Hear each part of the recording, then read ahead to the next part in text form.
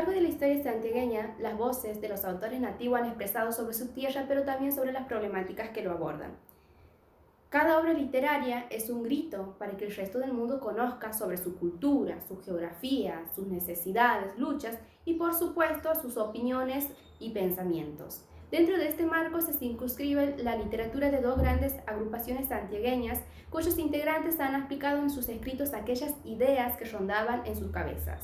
Estos dos grupos, cuyos ideales o estéticas que aún prevalecen, son la revista La Brasa y la Jeta Literaria. Por lo tanto, este video tiene como principio dar a conocer a estas últimas y también sus propósitos, integrantes y algunas de sus obras. Comenzaremos hablando acerca de La Brasa, movimiento cultural cuyo principal exponente fue Bernardo Canal Feijó. Pero también podemos mencionar otros autores como Ciro Torres López, Manuel Gómez Carrillo, Oreste Di Tulio y también varios músicos y antropólogos. Dividida en 9 tomos, lanzada en 1927 y conocida como la nueva generación vanguardista, ya que estos conjuntos de poetas buscaban mostrar aquellos temas que los escritos anteriores evitaban, tenían diversos objetivos, por lo que pretendían era convertirse en vehículo de novedades, estética para un Santiago que necesitaba integrarse a las nuevas corrientes culturales. El periodo La Brasa buscaba más allá que los límites regionales, por lo que contó con la ayuda de diversos colaboradores, como el pintor Ramón Gómez Cornet, los médicos Silvio Raimondi y Enrique Canal Feijó, los abogados Horacio Rada, Raúl García Gorostiaga, Óscar Juárez, Mariano Paz y Neiro Rojas, entre otros, pertenecientes a distintos medios de comunicación del país, pues esta revista empezaba a tener su privilegiado lugar a lo largo de toda Argentina debido a que se consideraba como la impulsora de diversos mecanismos artísticos, por lo que fue sumamente respaldada e incluso cada uno de sus números o tomos estaba dedicado a un escritor especial que había puesto fe en esto hasta llegar al último, donde se buscaba que los lectores se animen y envíen sus obras para formar parte de esta prestigiosa revista. Ahora bien, no todo era color de rosa en ese momento, pues la escasa ayuda económica del país, más los gastos que significaba cada escrito,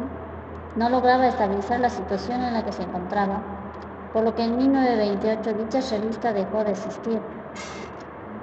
No obstante, eso no significa que hasta el día de hoy las poesías pertenecientes al movimiento no formen parte de nuestro acervo cultural, más bien ocupan un rol principal. Por otra parte, la segunda agrupación, nombrada como la Jeta Literaria, cumplió y sigue cumpliendo hasta el día de hoy con una de las principales funciones dentro de lo que es la literatura santiagueña, pues esta movida tiene sus objetivos muy definidos, tal y como lo pronuncia el profesor Heraldo Pastor cuando señala que hay ciertos impulsos, intencionados o no, de oponerse o cuestionar lo anterior y lo establecido. Surgida en el año 2008, la Jeta Literaria comenzaba a reunirse los sábados pasados 15 días, en un principio únicamente solo para compartir lecturas y opiniones, y después ya pasaron a difundir esos escritos de los integrantes para el resto de las comunidades. Estos escritos buscaban cambiar de paradigma, de no caer en lo mismo que sus antepasados, sino más bien de poder escribir sin la necesidad de tener un modelo prefijado sobre lo que pueden escribir o dar cuenta. Estas agrupaciones movidas, o como le quieran llamar, daban cuenta de que la sociedad cambiaba y avanzaba, inclusive la forma de circulación de los libros. Es por eso que deciden crear un blog y una cuenta en la red social Facebook para transmitirlo a través de internet. Por último, podemos decir también que sus participantes no son todos similares entre sí, y si bien no todos sus escritos son parecidos, hay algo que los une, y esto es la necesidad por dejar de ver un tabú de palabras, y también además que muestra el mundo desde un punto más humorístico e irónico.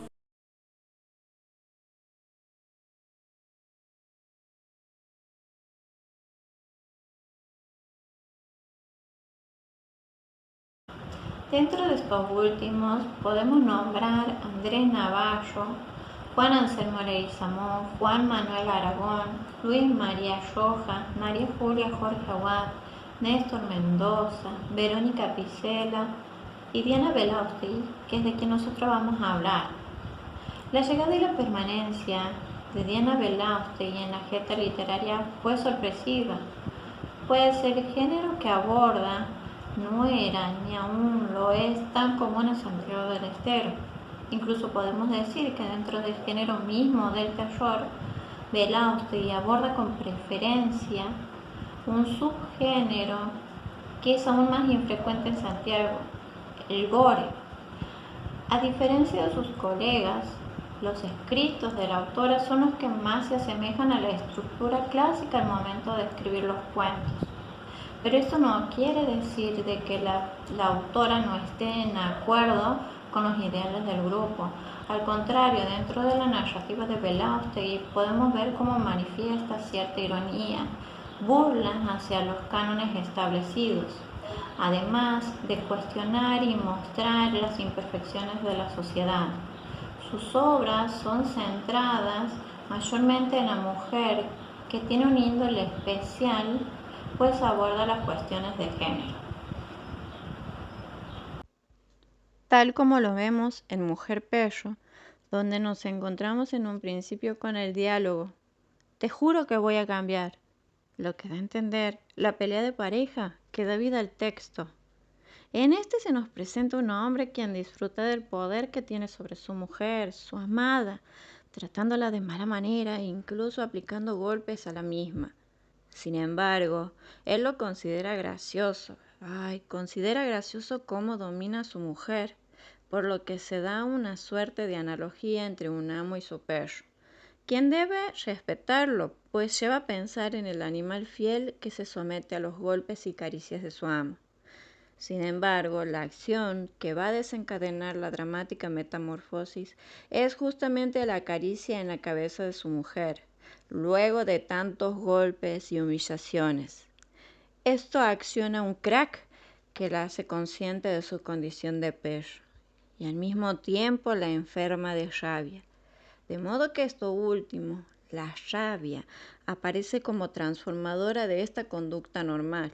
lo que la hacía sumisa. Se expulsa a sí misma o a la versión dañada de sí misma para adoptar una conducta subversiva que la haría más fuerte, más feroz y desencadenaría entonces una brutal represalia contra su golpeador. Al grito de «perro no», comete el crimen de su marido descuartizándolo. Sin embargo, la misma mujer, aturdida por lo sucedido, vuelve a caer en la tentación de la búsqueda de un amo,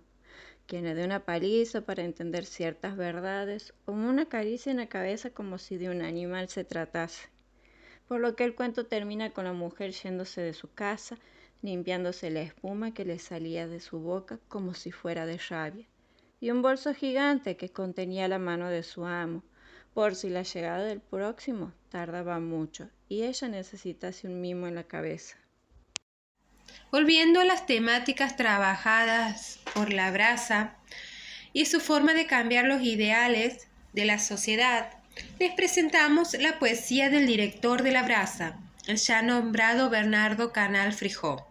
que forma parte de la primera etapa del poeta, llamada Fútbol para Mujeres, del poemario Penúltimo Poema de Fútbol, donde damos cuenta de la gran sorpresa ante la llegada de los nuevos elementos, ropa, vida, propia de las vanguardias, ya que, como lo describe el profesor Andrés Rivas, rompió con los cánones de la literatura hasta el momento, al tratarse de un libro de poesías que giraba sobre el antes, el durante y el después de un partido de fútbol. En esta poesía, a simple vista, nos percatamos de las diferentes tipologías empleadas. La primera, escrita en letra cursiva y en forma de verso, describe lo que ocurre durante el partido. El lenguaje es utilizado en forma y significado para expresar un movimiento que da impresión a lentitud. En el primer verso se describe al partido que no prospera, estancado, sin la agilidad propia del deporte al que se alude. Y mediante el uso de metáforas se acompaña a esta sensación de pausa, pues la pelota se apresentaba, se melaba. Es de destacar que a lo largo del poema se mantiene un movimiento pausados, no solo a partir del lenguaje, sino también de la forma, signos y de los usos importantes de puntos suspensivos, para conservar así el fluir expresado en todo el texto. La sensualidad se agrega al conjunto mediante el paralelismo, que hace persistir la sensación de lo lento, en los muslos, en los senos, en el vientre, destacando a la pelota que danza entre los atributos corporales de las jugadoras. La pelota, en el final de los versos de esta primera estrofa, aparece personificada, mientras se desliza con una galantería aprovechona. En la siguiente estrofa, compuesta por un solo verso, subyace cierta censura y controversia.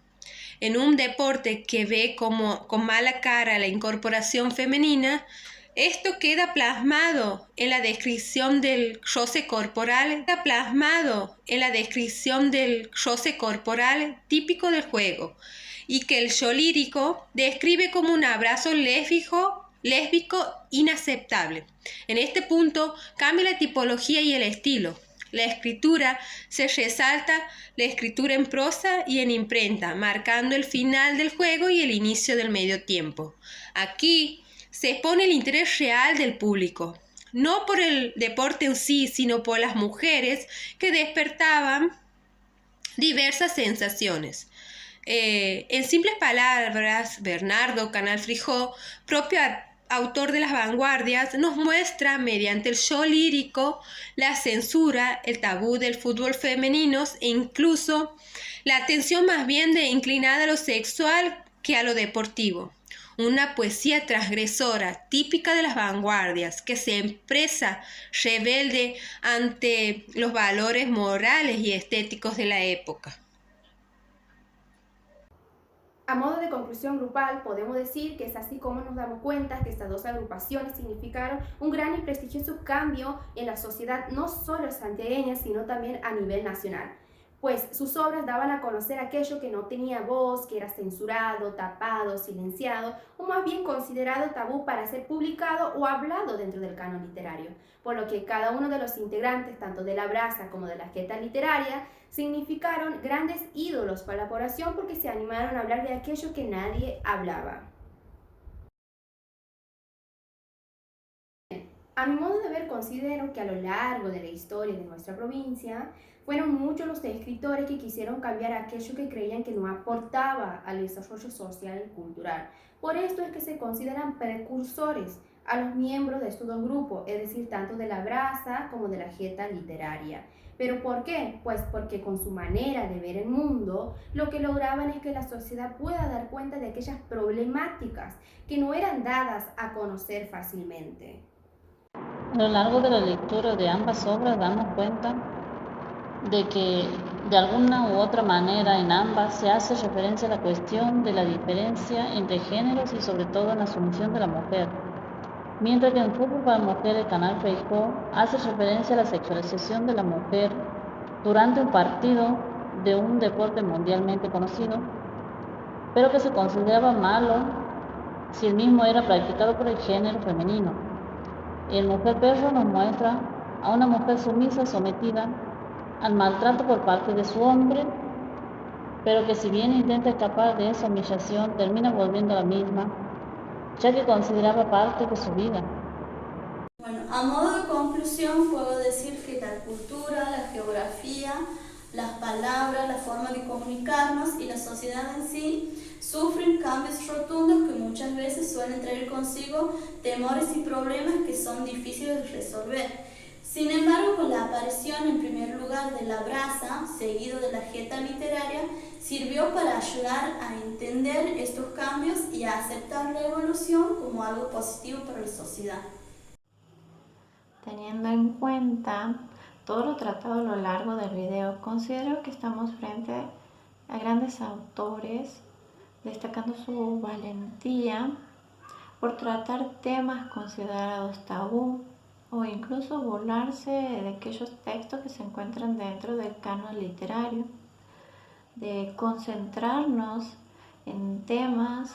como situaciones, acciones, actitudes que no están bien vistas y que antes no se consideraba apta para tratarlo dentro de la literatura.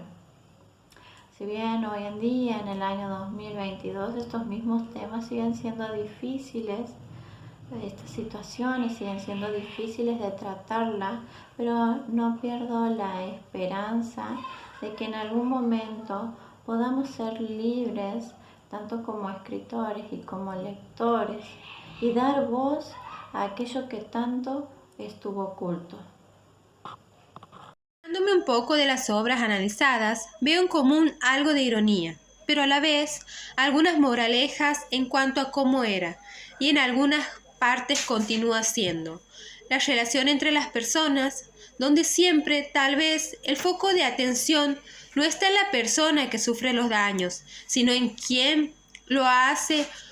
o bien no está en el lugar donde debería, como por ejemplo en la obra perteneciente a Bernardo Canal Frijó, donde el fútbol queda de lado y los espectadores, el público, prefieren ver más a las mujeres jugando que el resultado del partido en sí. Por último, doy cuenta de que, si bien aún estamos en un proceso de cambio, estos dos grupos, compuestos por diversos autores santiagueños, van a formar parte para siempre de nuestra cultura gracias a sus aportes como miembros de una provincia que era silenciada por una política a la cual ellos se animaron a enfrentar.